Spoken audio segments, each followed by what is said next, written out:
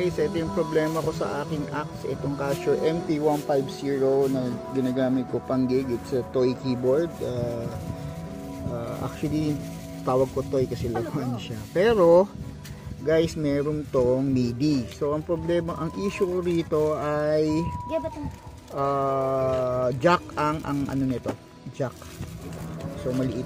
Ang problema ay ang mga naging issue nito, maliit dito, maliit yan, no? Maliit yung pasukan. Ayan. Kaya kiniskis ko para pumasok kasi kaya pala tinatapon niya yung jack. So ngayon ang problema, ang issue guys, ito po ay mono. This is a mono. So ang hirap, lahat ng nabili kong jack puro stereo. Kaya ang ginawa kong paraan ay gumawa na lang ako ng sarili kong jack. Ngayon, nakapakinabangan natin yung mga sira-sirang mga jack.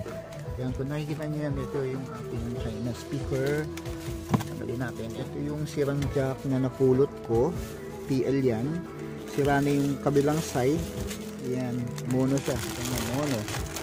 Tapon na yan, patapon na. Kalakal na siya. Tapos ang ginawa ko, dinugtong ko lang po siya. Dinugtong ko lang siya dito.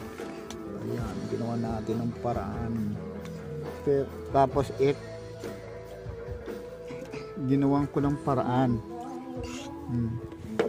Ayan, ginawan lang natin siya ng paraan para makagawa tayo ng jack na mono na PL2 ano bang tawag dito, basta jack po na, headphone jack ang sukat para tawag ko dyan, saka PL.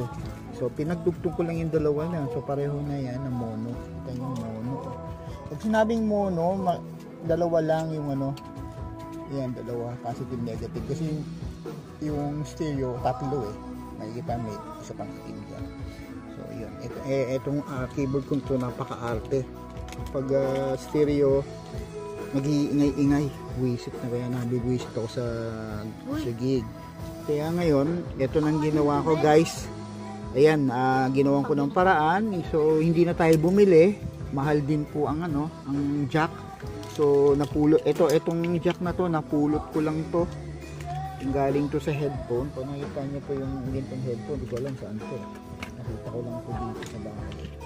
Kalakal lang yan, kalakal lang tatay ko to. Ayan, yan, pinutol ko lang yan dyan guys. Ayan, ayan, yan, pinutol ko lang, tapos dinugtong ko lang. Ayan, positive negative. Ayan, actually ayan, dinugtong ko lang siya dito. Ayan, kaya may maliit. Ito yung sa jack, ito yung sa PL, pinagdugtong ko siya. Ayan, ano lang yan, para standby kung gumana o hindi. Pero positively gumana.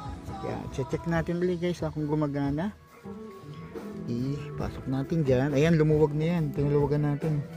Kasi nga napakasikip ng butas na yan. Hindi mapasakan ng headphone. Binubuga niya. Ayun, inano ko lang. Ayun, kita nyo bumubuga. So may ayan, so ngayon papasok natin. Ito yung pinakadulo ng PL. Papasok ko dyan.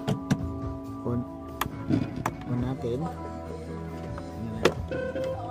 Ito nyo, magana na. Ayan na.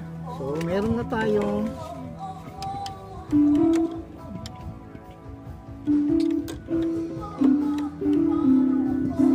ayan, gumagana na siya guys. So ayan guys, hindi tayo gumastos, nakagawa tayo ng